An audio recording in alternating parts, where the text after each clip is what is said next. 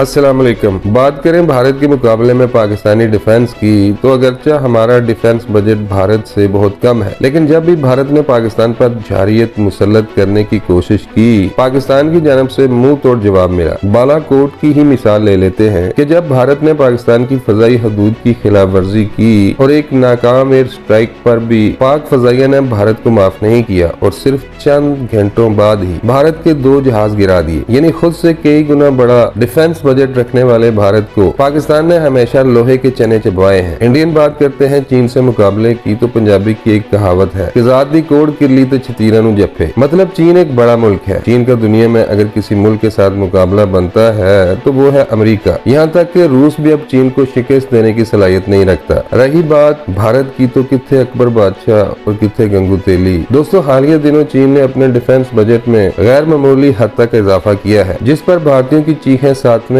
आसमान पर सुनाई दे रही हैं। इस हवाले से इंडियन मीडिया का रोना धोना मुलाहिजा फरमाएं। चीन की सेना हो जाएगी और भी दमदार, अमेरिकी सेना को भी पछाड़ देगी चीन की पीएलए।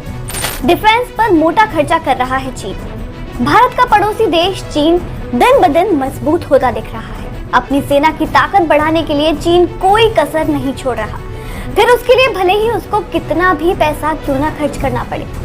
अब अपनी फोर्सेस को और पावरफुल बनाने के लिए चीन ने अब अपना डिफेंस बजट 7% से भी ज्यादा बढ़ा दिया है। चीन ने अपने सालाना रक्षा बजट में 7.3% की बढ़ोतरी कर दी है और इसी के साथ डिफेंस का कुल बजट 245 अरब डॉलर से भी ज्यादा हो गया है। इस बजट से चीन अपनी army, air force, navy, atomic, space और साइबर कैपेसिटी को मजबूत कर रहा है।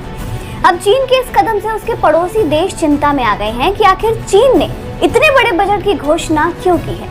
तो ऐसे में ये समझना जरूरी है कि चीन अपनी सेनाओं को किस तरह से मजबूती देने की प्लानिंग बना रहा है। एक मीडिया रिपोर्ट की माने तो चीन अपनी 20 लाख सैनिकों वाली पीएलए यानी कि पीपल्स लिबरेशन आर्मी को लगातार एडवांस बनाने में जुटा हुआ है।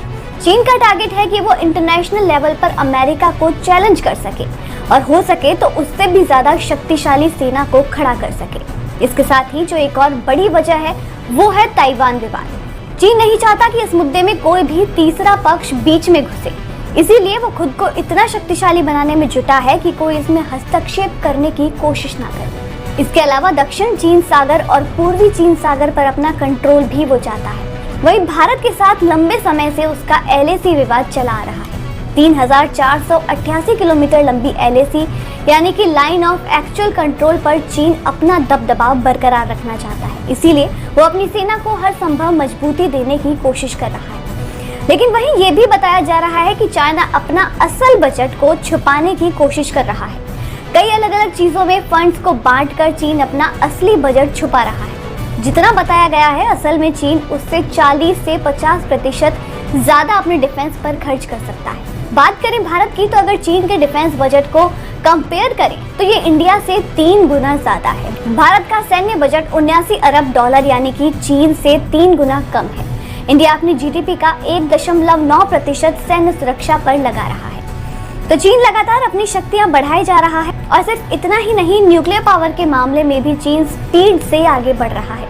फिलहाल उसके पास 600 से भी ज्यादा न्यूक्लियर वेपन्स हैं और अंदाजा ये है कि साल 2035 तक चीन के पास 1000 परमाणु हथियार होंगे, जबकि इंडिया और पाकिस्तान के पास करीब 160 से 170 परमाणु हथियार ही। अब चीन खुद तो शक्तिशाली है ही, वहीं वो पाकिस्तान को भी शक्तिशाली बनाने में मदद कर रहा है। चीन के पास दुनिया की सबसे बड़ी नेवी है और अब वो पाकिस्तान की मदद के लिए उसके साथ मिलकर सी गार्डियन नाम की मिलिट्री एक्सरसाइज कर रहा है। तो अब चीन के साथ पाक की भी ताकतें बढ़ रही है। ऐसे में बाकी देश भी चीन को एक बड़ी चुनौती के रूप में देख रहे हैं। मगर अब देखना यह है कि चीन अपनी सेनाओं की ताकत बढ़ाकर कहीं कोई और कदम तो नहीं उठाने जा रहा।